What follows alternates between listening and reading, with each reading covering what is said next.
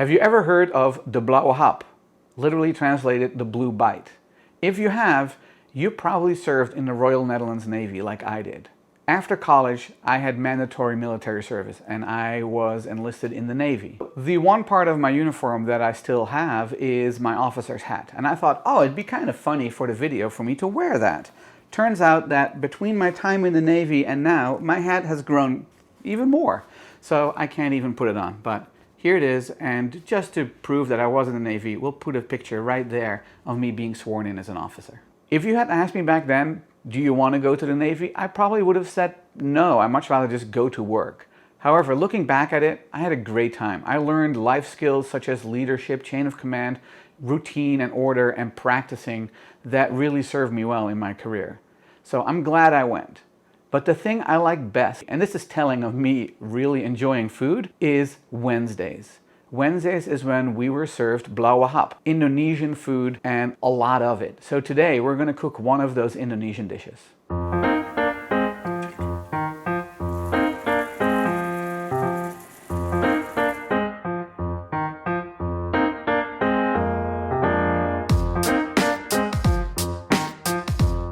Hi, I'm Tuan and welcome to my kitchen. If you're new to this channel, I focus on cooking food from my home country, the Netherlands, and some of its former colonies, such as Indonesia. Today's dish is beef rendang. It is an Indonesian beef stew that is sure to wake up your senses. It takes a long time to cook, and you will need ingredients from the Asian grocery store, but trust me, it is well worth all the effort. During our many work trips to Amsterdam, I would take my colleagues to Tempo Dulu, an Indonesian restaurant in Amsterdam. And we would eat a rijsttafel, which is basically 27 different Indonesian dishes centered around rice. And one of them was beef rendang. Their version was insanely spicy, and it became a rite of passage for new members of the team to eat that dish first and just suffer through it. I have pictures and videos to prove the pain they were in, but just to protect the innocent, I won't post them here. Funny enough, most everyone would eat it again the next time we visited the restaurant. So it couldn't have been that bad. Most likely it's because the flavor of the dish is so good, it is worth the little or lot of pain you get from the spice. My version is not nearly as spicy as the one at Tempo Dulu. I think most people can enjoy this version. You can take out or reduce the chili peppers to make it even less spicy. Stay around until the end of the video and I'll go over a creative way to use up the leftovers, if there are any. The very first thing that you will be doing, and many Indonesian recipes start this way, is make a bumbu, a spice paste. For this you need half a teaspoon of turmeric, 1 teaspoon of salt, 1 teaspoon of red chili flakes. You can use more or less depending on how spicy you like it. 2 garlic cloves sliced thinly, and 2 tablespoons of chopped onion. Traditionally people would make this using a mortar and pestle, but I'm probably more lazy than most, so I like to use a food processor for it. Be careful though, because it has turmeric in it, so it is going to stain yellow. I always start by putting the onions in, garlic,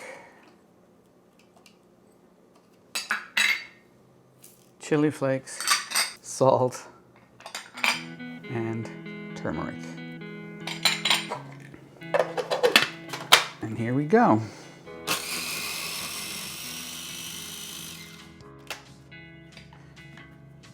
You will have to scrape it down from the sides from time to time to make sure that everything gets ground up as finely as it can get. I think we're almost done. Let's scrape it from the sides one more time, and then one more quick pulse, and we have our paste or our bumbu.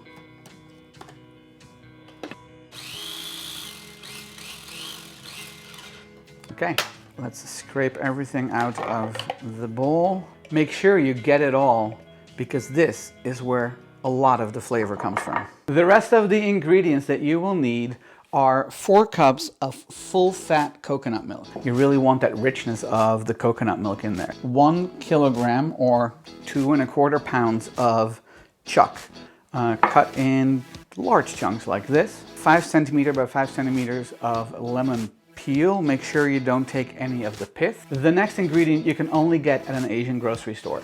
It is called salam leaves.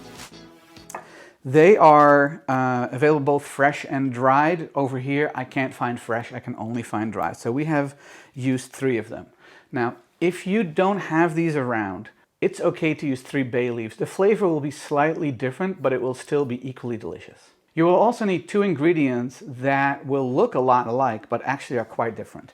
And those 2 are ginger, I think we all know this, and galangal or Laos. This, again, only available in Asian grocery stores, at least around here. It cannot be substituted for ginger. Ginger is way more pungent than galangal. If you can't find the fresh one, you should be able to find them either dried or frozen at the Asian grocery store. If you can't find those, you should be able to find Laos or galangal powder, and you can use that as well. I would use approximately 2 teaspoons. So we have to peel these and cut slices. You need 1 slice, one slice of ginger and 3 slices of galangal. One trick of peeling ginger is actually to use the back of a spoon. That actually does a very good trick taking the thin skin off, and then you can just slice it. So we're gonna cut a thin slice of this. You know, it's a pretty strong flavor. I'm gonna discard that piece, 1/4 inch. You cannot peel galangal the same way you can peel ginger with the back of a spoon. So what I do is actually cut 3 slices and then with a knife just trim the outside edge off. Be careful, galangal is a lot harder than ginger, so it will take a little bit of extra effort to cut this, as you can see. 1, 2,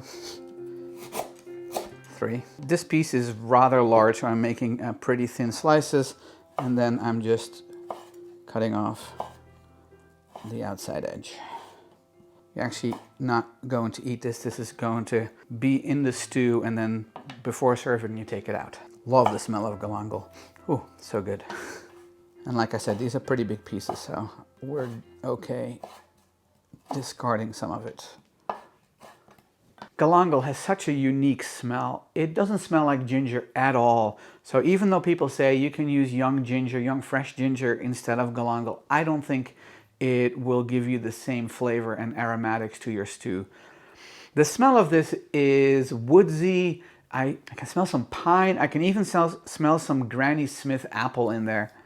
Absolutely delicious. I hope you can find it for when you make this recipe. The first thing we have to do is fry up the bumbu, the paste that we made. So let's light the stove over medium-high heat and add 2 tablespoons of oil. I use grapeseed oil, but you can use peanut oil or canola oil as well. We're going to wait for the oil to heat up, and then we're going to fry up the bumbu, the paste, for 2 minutes.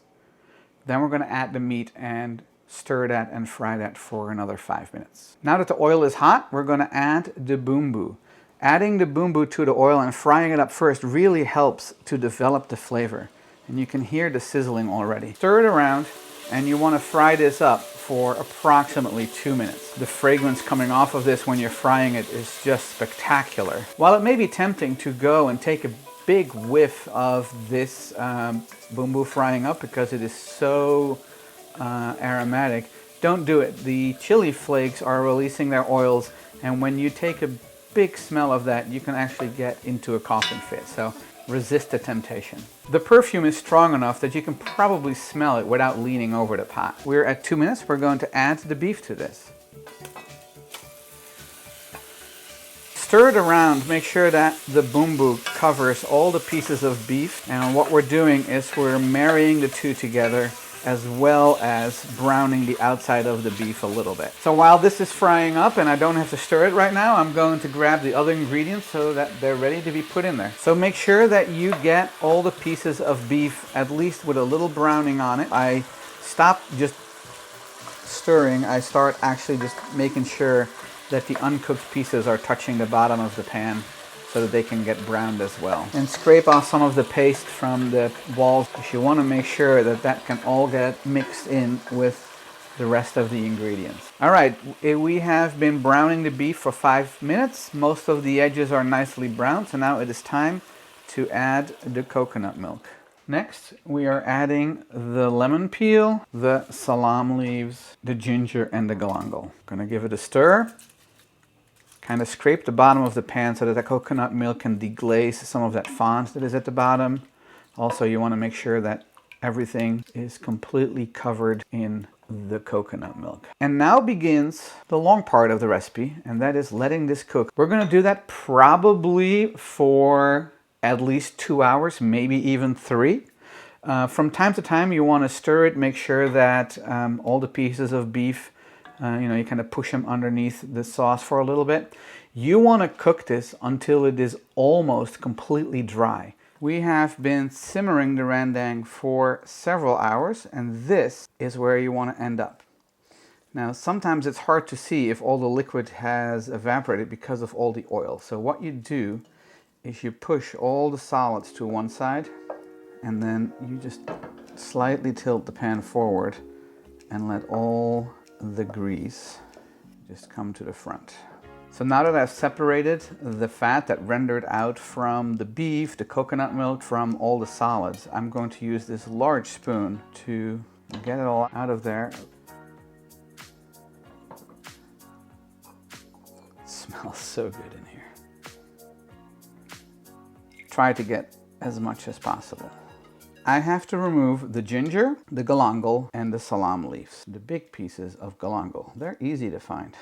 The ginger is going to probably be a little bit harder. It's like a treasure hunt. So we had 3 leaves, but they've broken apart a little bit with the stirring and the cooking. So just try to get as much of the leaf pieces as possible. If you're scooping up and you see a leaf, I would recommend that you... Ooh, found the ginger pretty quickly. Here's the ginger. Just make sure that you get the leaves out when you scoop it up for serving. And we're going to scoop up some, just a little bit, just enough for a taste. Let's get to the table and try a bite. You can smell the richness of the beef. You can smell the galangal, all those scents that I talked about earlier.